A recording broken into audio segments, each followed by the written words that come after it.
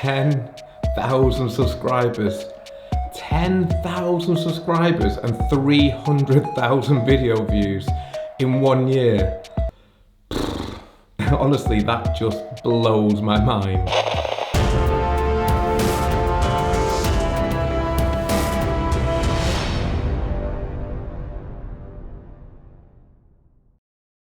Hi, I'm Neil, and in this video I'm going to be doing a Q&A, and to celebrate reaching 10,000 subscribers on my channel, I'm also going to be announcing details of how you can win $150 worth of MAGMOD equipment. Entering is only going to take a few seconds. I've made it very easy, so stay tuned for that because that's an amazing prize and I'm so excited to do that giveaway.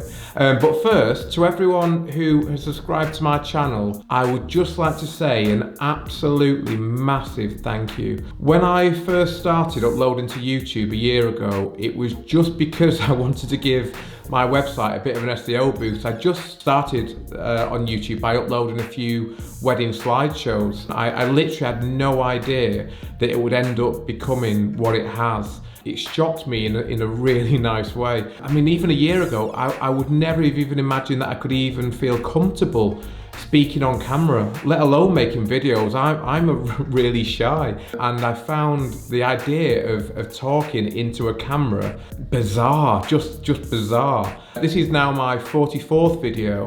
But I didn't actually even have the courage to speak into the camera until my 23rd video.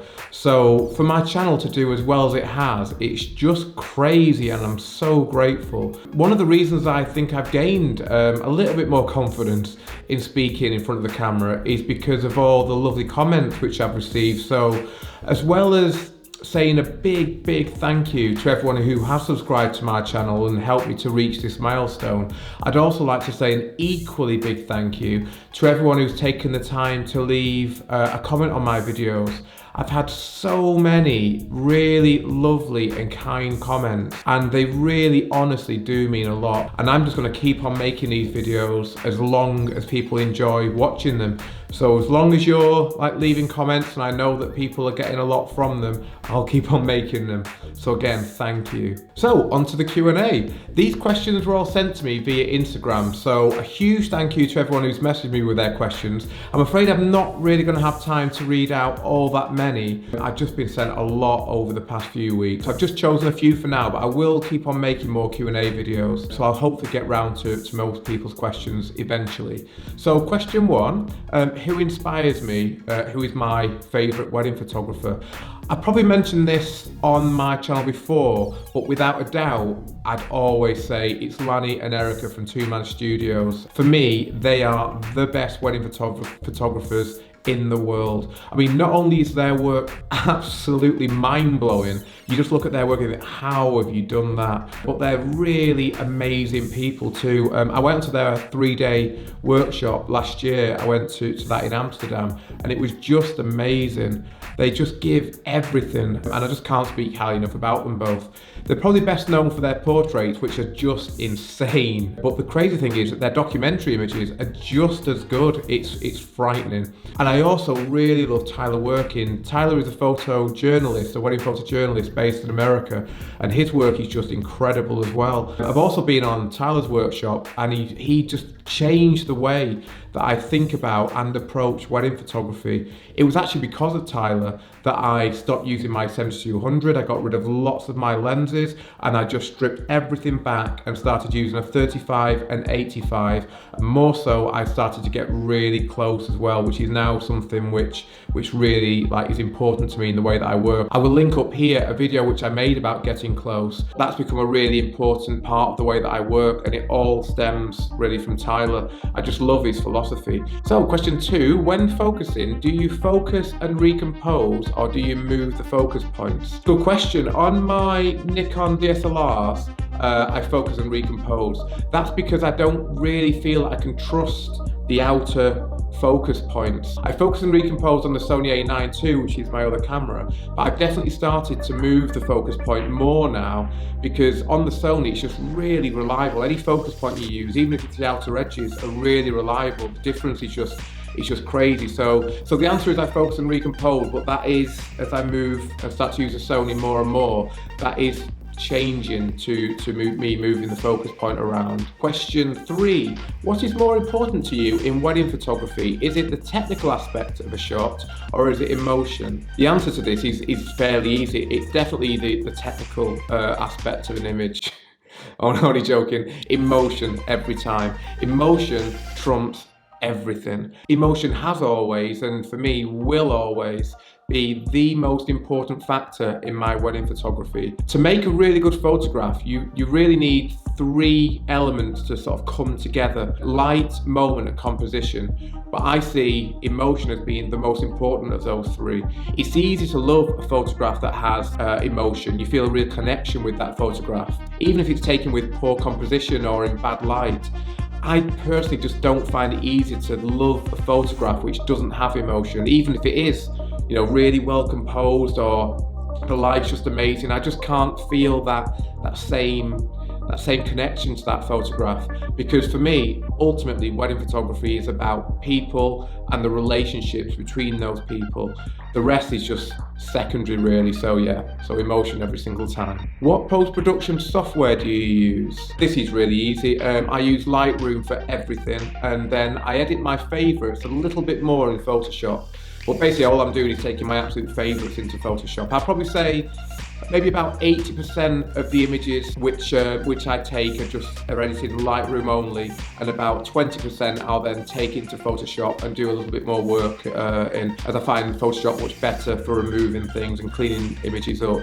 And then maybe a little bit of dodge and burning, but really everything's done in Lightroom. How many photographs do you deliver from a wedding?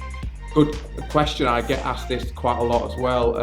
I don't have a set number, but it's always around 500 or so. Sometimes it can be a little bit less. Usually it's quite a bit more, but 500 is a rough average. I personally feel that 500 images is a really good amount to tell the complete story of the day without totally overwhelming your couple, which you can also do, I think, if you give too many images, and it also dilutes your best work.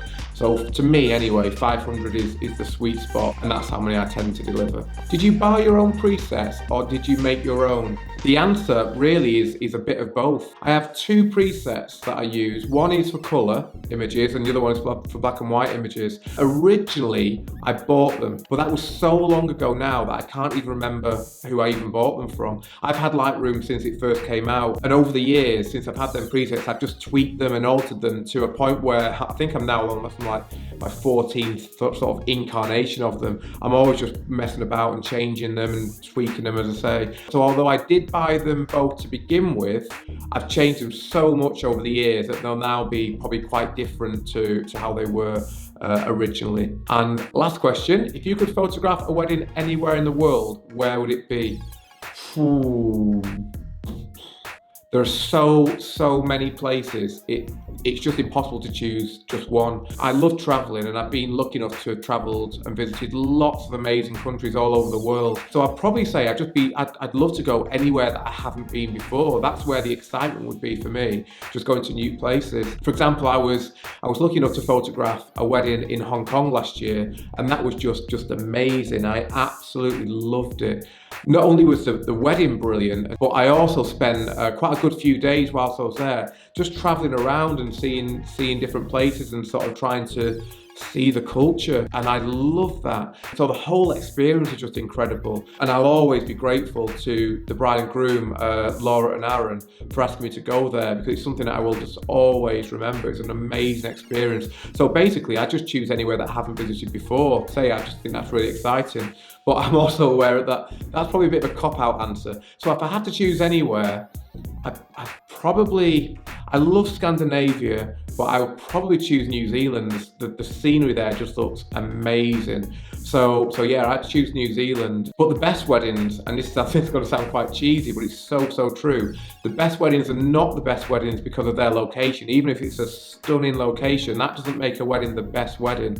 Really, the best weddings are the best weddings because of the people. It's always about the people. So yeah, I don't mind where I go as long as the people are willing to show emotion and just have the best time ever. That to me is what it's all about. Oh, and just before I forget, just before we move on to the best bit of this video, which is where we're going to be doing the MAGMOD giveaway, I'd just like to say hello to my beautiful niece, Annabelle, because I think for some reason, I don't know why, she apparently likes watching my YouTube videos. So hello, Belle. I hope you're well, and I will see you soon. So anyway, now, the best bit of the video. I first of all like to say a huge thank you, there's a lot of thank yous in this video, but a huge thank you to MAGMOD for very, very kindly donating this prize. This video is not sponsored by MAGMOD. They've not asked for anything at all in return. So I'm just really grateful for them for being so generous. I'm sure anyone who watches any of my videos, but especially my how I shot this videos, will know just how much I love MAGMOD equipment. I'm not just saying that I use it all the time. Just about every one of my favourite off-camera flash photographs was taken using MAGMOD modifiers. And since I started using them a few years ago, they honestly have transformed the way that I use flash, literally just changed it. And I cannot recommend MAGMOD enough. I've got everything that they've made. I'm a bit of a fanboy, including the new Magbox, which I haven't actually used yet, but it looks really cool and I can't wait to give it a go. So again, a massive thank you to MAGMOD for not only transforming how I work, but also for donating this amazing prize for this video. So thank you very much. So this prize is for $150 discount code, which you can use on MAGMOD's website and then get whatever you want with that $150. And I've been thinking about the best way to do this giveaway. I was very close to thinking it would be good to show a photograph and then try and get people to guess which settings I use for that photograph. But then I thought, that's just a bit boring. Just not very exciting, is it? Just guessing a shutter speed. So in the end, I've come up with this, maybe not quite as serious. It is, guess how many M&Ms are in, drum roll, my Magsphere. So I'm gonna put it closer to the lens, see if you can see that. So this Magsphere, this is one of MAGMOD modifiers, is full to the brim with M&Ms. So all you have to do is just simply guess how many are in there. You can do your own research if you want. I'm not going to tell you how many bags it takes. It's more than one. But yeah, you can do a little bit of research to give you an idea. So have a good look. So to enter, please post your guess in the comment section below in this video, but also please DM me your guess, direct message me your guess and your YouTube username to my Instagram, which is @NeilResfern. And please do make sure you do both of those things. So please post your guess in the comment section as well as messaging me on Instagram, because annoyingly I can't get in contact with anyone just through the YouTube comments alone. So I just need to know who left each comment. That's why I need to do both things. But the reason I'd like to mainly to leave a comment in the comment section here is so eventually when I announce the winner, I'm going to pin that comment so everyone who watches this video in the future will be able to see the winning guess. The competition is going to close 1 week from today. I'm not exactly sure yet when I'm going to be posting this video, so the closing date will be in the description of this video. So yeah, how many M&Ms can you fit in, well, is in this particular Magsphere? If there is a tie, what I'll then do is I'll go back to the people who have made the winning guesses and I'll ask you to guess how many red M&Ms are in here. But that, I can't see it being a tie. So good luck everyone. It's an amazing prize and I'd love the prize myself. And once again, to everyone who has subscribed to my channel and just made it into what it has, a huge thank you. This is an amazing milestone and I'm really grateful to everyone. So a massive thank you and I will see you next time.